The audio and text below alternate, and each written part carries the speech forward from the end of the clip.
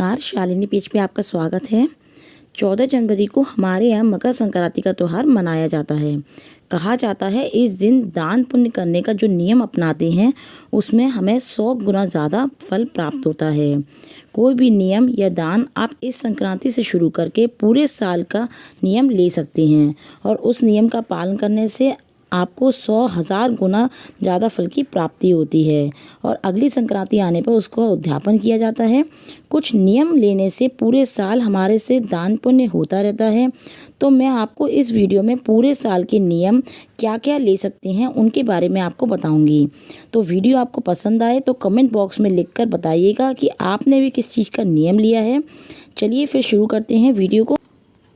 मकर संक्रांति पर आप दान के साथ साथ कुछ नियम भी उठा सकते हैं, जिसमें आप प्रतिरोज एक कहानी सुनने का नियम भी ले सकते हैं। इसमें आप दिन बार के अनुसार कहानी सुन सकते हैं, जैसे सोमवार को सोमवार की कहानी, मंगलवार को मंगलवार की कहानी। इस तरीके से आप पूरे साल इस तरीके से कहानी सुन सकते हैं। या फिर आप चाहें तो कोई भी जैसे गणेश जी की कहानी से सुनकर नियम उठा सकते हैं और अगली संक्रांति आने पर 14 जैसी किताबें, गणेश जी की किताबें लेकर आप उसमें लड्डू या मीठा रखकर आप 14 मंदिरों में दान कर सकते हैं। दूसरा नियम है रहा रोटी का नियम। इसमें इस संक्रांति से शुरू करके अगली संक्रांति तक किया जाता है। यह प्रतिदिन करने वाला नियम है। इसमें आप अपने खाने से पहले रोटी, पराठे, पूड़ी या आप जो भी चीज़ खा रहे हैं उसमें से आप एक पीस यानी कि एक रोटी, एक पराठा, एक पूड़ी आप उसमें से निकाल दीजिए और निकाल के आप अपने खाने से पहले किसी भी राहगीर, किसी भी ज़रूरतमंद को आपको उसको दान करनी है। वो रोटी, वो पराठा या पूड़ी आप जो भी निकालते हैं, इसी तरीके से पूरे 365 दिन आपको ये करना है। और अगली संक्रांत आने पर आप किसी ज़रूरतमंद को पूरा भरपूर खाना और कपड़े, पैसे आप जो भी दान में देना चाहें उनको दान ज़रूर करना चाहिए। तीसरा नियम है चाय पिलाने का नियम। ये भी पूरे साल इस संक्रांति से शुरू करके अगली संक्रांति तक कर सकते हैं। इसमें भी डेली सुबह या शाम किसी को भी चाय पिलाने का नियम बना सकते हैं या पास के मंदिर में पंडित जी को सुबह या शाम को चाय पिलाने का नियम ले सकते हैं। यदि आप डेली नहीं जा सकते हैं या आपके घर के पास कोई मंदिर नहीं है तो आप महीने की 14 तारीख को चीनी, चाय की पत्ती, दूध, सभी सूखा आइटम मंदिर में जाकर पंडित जी को दे सकते हैं। आप अपने हर महीने की 14 तारीख को ही इसको करना होता है। उसके बाद अगली संक्रांति आने पर 14 कुल्हड़ में 14 जगह चाय मनसकर यानी हाथ फेर कर आपको 14 जरूरतमंद या 14 मंदिर में ही दान करनी होती है। चौथा नियम है 14 लड्डू का नियम। ये नियम भी इस संक्रांत से शुरू होकर अगले साल की संक्रांत तक पूरा किया जाता है।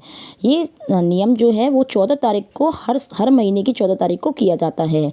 इसमें हर महीने की 14 तारीख को 14 लड्डू का दान किया जाता है और फिर हर महीने की 14 तारीख आने पर 14 लड्डू हाथ फेंकर नंद या भांजी के घर भेजने होते हैं। लेकिन लड्डू हर महीने अलग अलग ही होने चाहिए या आप सीजन के हिसाब से भी लड्डू बना सकते हैं।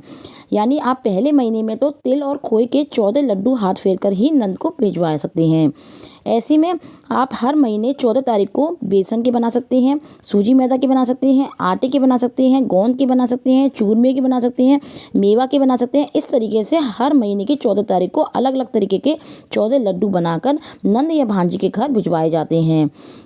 उसके बाद आप अगली संक्रांति आने पर 365 खोए और तिल को मिलाकर लड्डू बना लीजिए। फिर उस पर ऊपर पैसे और कपड़े रखकर उन्हीं नंद या भांजी के घर भेजकर इस नियम को पूरा किया जाता है। मांग भरवाना।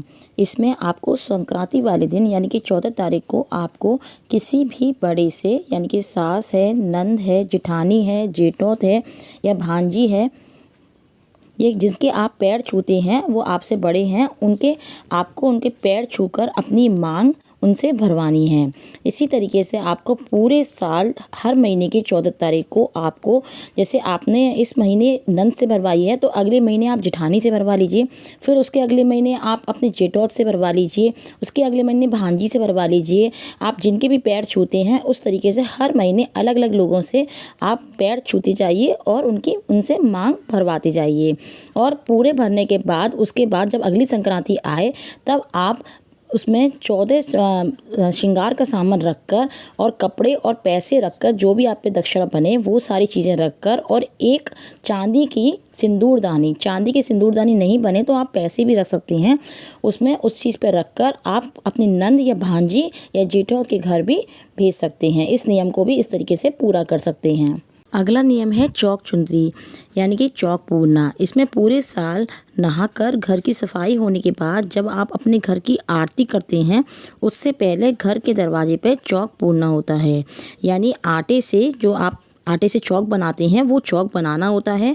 यदि आप आटे से नहीं बना सकते हैं तो आप रंगोली कलर से भी कोई भी छोटी सी रंगोली बना सकती हैं, या फिर आप चौक भी बना सकते हैं आटे से। पूरे साल करने के बाद इसमें आप चुंदी की साड़ी और दक्षिणा लेकर किसी भी बड़े को जिसके आप पैर छूते हैं, जैसे सास है, जिठानी है, नंद है, जेठौत है, या किसी के भी आप पैर छूते हैं आप इनको छूकर दे सकते हैं। अगला नियम है खाना खिलाना।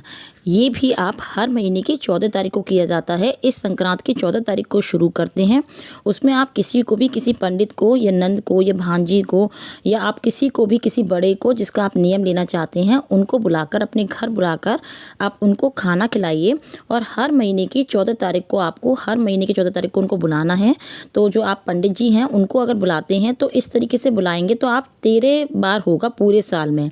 तो आप एक बार एक्स्ट्रा बुला लीजिए, जैसे कनागत में है या कोई अच्छा दिन बार पड़े या किसी दिन अच्छा मावस पड़े, उस दिन एक दिन और बुला लीजिए। इस तरीके से आप पूरे साल 14 तारीख को बुलाएंगे और एक बार और बुलाने पे तो अगली संक्रांत आने पे इस तरीके से वो 14 बार हो जाएगा।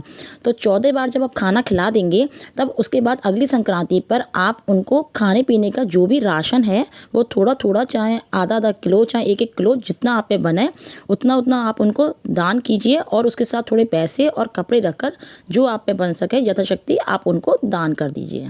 अगला नियम है राह बुहारना। राह बुहारने का अर्थ होता है कि आप राह चलते किसी भी राहगीर की उसकी रास्ता साफ करना। तो डेली तो हम ये काम नहीं कर सकते हैं, तो आप किसी भी मंदिर में जाइए, आप वहाँ पर सुबह या शाम या जब भी आपको टाइम मिले दोपहर में, तब वहाँ जाइए और मंदिर में जो झाड़ू रखी है उस झाड़ू से ही मंदिर को साफ कर दीजिए। तो आपको डेली यही नियम रखना है कि आपको जब भी आप टाइम मिले पूरे दिन में आप मंदिर जाके थोड़ी सी चाहे झाड़ू लगाइए, पर आपको वहाँ जाकर झाड़ू और वाइपर या पोंछा लगा के आपको जो बन सके आप वो करके आइए। जब आप डेली इस नियम को करते हैं 365 दिन, तो करने के बाद जब अगली संक्रांति आएगी तो आपको मंदिर में जो जितने भी ठाकुर जी बैठे हैं उनकी पोशाक, अगर आप पोशाक नहीं दे सकते हैं तो आप पैसे दे दीजिए। और हर भगवान जी के आगे 14 लड्डू का प्रसाद लगाइए। अगर आप प्रसाद भी नहीं लगा सकते हैं तो कम लगा दीजिए, पर आपसे जितना बने, जितना भी यथाशक्ति आपसे बने, आप उतनी ही लड्डू का प्रसाद लगाइए और उनके लिए सामर्थ्य अनुसार ही कपड़े दे दीजिए। मेहंदी लगवाने में भी ये हर महीने की 14 तारीख को किया जाता है। इस संक्रांत की 14 तारीख को शुरू किया जाता है। इसमें भी आप एक कटोरी में मेहंदी को घोल लीजिए और मेहंदी घोलने के बाद आपके घर के पास या आपके मिलने में या जेठौत हो, भांजी हो, कुंवारी हो, उस कुंवारी से ही आप हाथ पर, अपनी हथेली पर एक छोटी सी टिप्पी रखवा लीजिए। और वो जो कटोरी और 50 रुपये या कुछ भी दक्षिणा रख के, जितना आप पे बने उतने पैसे रख के वो कटोरी मेहंदी की वो उनको ही दे दीजिए। इसी तरीके से आपको पूरे साल की हर 14 तारीख को उसी लड़की से, जिससे आपने पहले दिन रखवाई थी, उसी लड़की से हर महीने की 14 तारीख को रखवाना है। और रखवाने के बाद जब अगली संक्रांत आए तो आप उनको कोई भी सूट पीस और पूरा श्रृंगार का सामान और मेहंदी के कोन की जगह पे आपको एक चांदी या सोने की अंगूठी, अगर आप पे नहीं बने तो आप उनको पैसे देके भी इस नियम को पूरा कर सकते हैं।